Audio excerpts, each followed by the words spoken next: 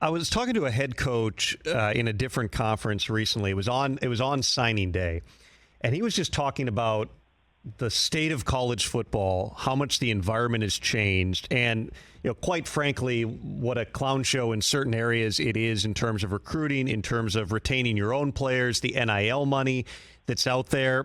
Going back to your first year at Wisconsin, I mean, obviously that's a long period of time, but how different is this, and how hard is it just for you to do your job and have some type of a lifestyle as a human being right now? It's a perspective, Tom, that's unprecedented in college football. I think, I was at Wisconsin for 9 years total, 7 years as head coach. We were able to win 3 Big Ten championships on the way out the door. I went to Arkansas for 5 in the SEC, went to 3 straight bowl games and had some success, and obviously ducked out to the NFL for 3 years. And I think in those 3 years, the game just literally changed. When I got the job 2 years ago, I told our AD, Josh Whitman, this is probably one of the most capable times in NCAA history to try to flip a roster, because you have the portal, you have now a moving 85 scholarship count. The NIL world has obviously changed the game in many different capacities. It's just, I always make reference, when we were little, in that 7th grade science project, you're supposed to have one variable, right? You're going to add fire, you're going to add cold, you're going to oxygen, whatever it was, you're supposed to do one thing. We got about 4 different things in the hopper here in college football, so no one really knows what to fix, knows how to fix it, but maybe a step in the right direction is coming to us shortly. Well, just the fact that you can have a really good recruiting class, and then if those young players get on the field, suddenly they may have a variety of opportunities that are surfacing. You're almost re-recruiting for 5 months after the season, both after the regular season in January, but then also after spring ball in May. Tom, it's a great point. We actually say in our program, you develop a relationship at every conversation you have, right? Like whether it's hello in the hallway, goodbye out the door, a coaching moment on the field, a moment of instruction away from it in the team meeting room, whatever it is, you're building relationships every day. And in a sense, yeah, you're recruiting 365. But fortunately for us, we just haven't had a lot of portals. We haven't lost a lot of guys that we didn't foresee coming. Now on the flip side, but there's a lot of guys that have lost a lot of players. Can't speak to that behalf, but we are excited about where we're going, what we're doing.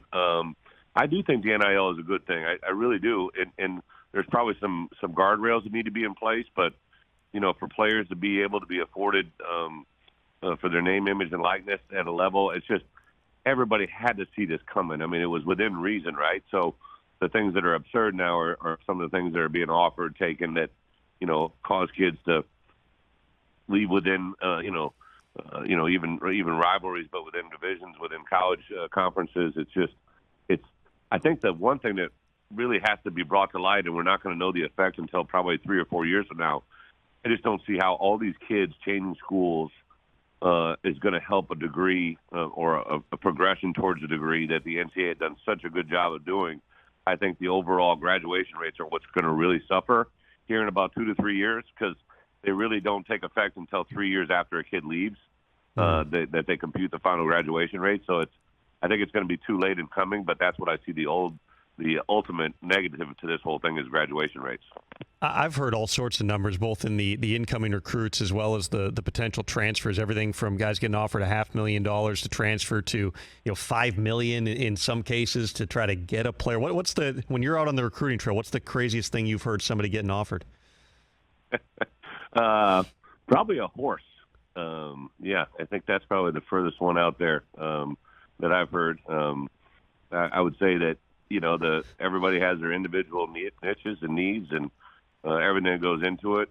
Fortunately for us, the rules really do cater to once a player is on campus and a part of your squad, then it is there are some guys in our program now that are looking at opportunities whether they want to stay here or go to the NFL. And obviously, if an NIL can sustain something that will allow them to stay in school for another year and get drafted higher and incorporate more money for them by just staying in school, that's what I think is the great part of NIL. But yeah, I think there's a little bit of it's the wild, wild west out there, and for every school, everybody's got a different angle. And then the other factor is you hear things and you don't know if kids are making them up either. You know what I mean? There's not a lot of people out there investigating it, and as we all know, sometimes young men can fabricate some things to try and get more. So there's probably a little bit of truth and there's probably a little bit of reality, but there's also probably some falsehood as well. It's definitely the wild, wild west if you're getting offered a horse. I'm going to need a little more context on this, Bret. A racehorse? Just a horse to ride? What was the horse? It was one that I wasn't involved in, so I'll just stay out of it. But you asked what was the wildest one, that was probably it. I think it's really, for the parts of us as a head coach, just, give us the playbook, give us the rules, let us play.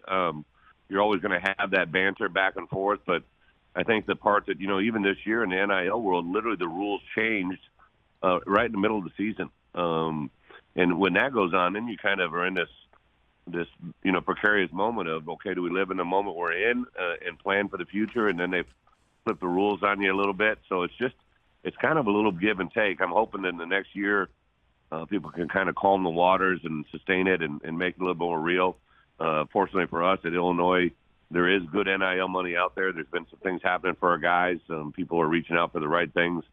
We have 2 defensive tackles who I think could be 2 of the best in college football, and especially if they return for next year. And they simply, Newton and Randolph, I called them the law firm one day at a press conference, and lo and behold, I got an NIL deal out of it, catapulted them into a partnership, and then true beneficiary of that is the Boys and Girls Club got $500 for every sack, and they had quite a few sacks this year and pressures. So it was a great way to use the NIL to better our community. Catch the Rich Eisen Show every single day on the Roku channel, 12 to 3 Eastern, for free.